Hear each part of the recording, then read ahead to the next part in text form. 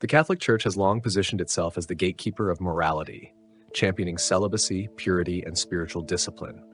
But behind monastery walls, beneath starched collars, and under the gaze of painted saints lie centuries of whispers, rumors of secret pregnancies, hidden abortions, and same-sex relationships among those who vowed to forsake such things.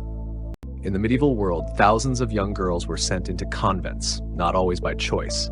Families unable to afford dowries would offer daughters to the church.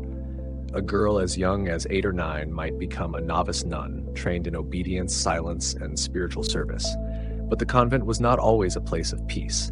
It was a prison for some and a hidden sanctuary for others.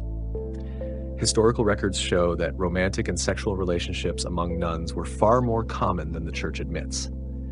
In 1475, the nuns of the convent of St. Catherine in Nuremberg were investigated after several were found engaging in sexual acts with each other. In letters and confessions, some nuns spoke of spiritual sisterhoods that often crossed into romantic territory, intense emotional and physical bonds hidden from superiors.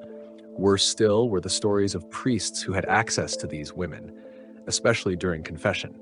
There are documented cases from Spain, France, and Italy where priests sexually exploited young novices, sometimes resulting in pregnancy. If discovered, the girls were often blamed.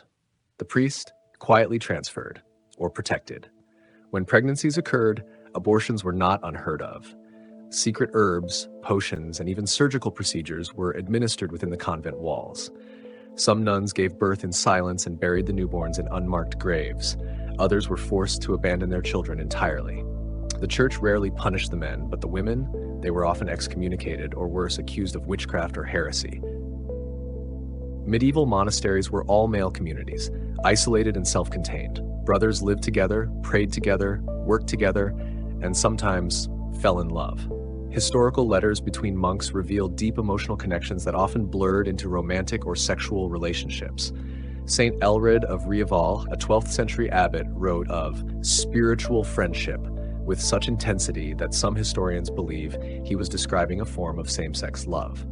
He once wrote, "There are some with whom our soul is one, with whom we rest as in God."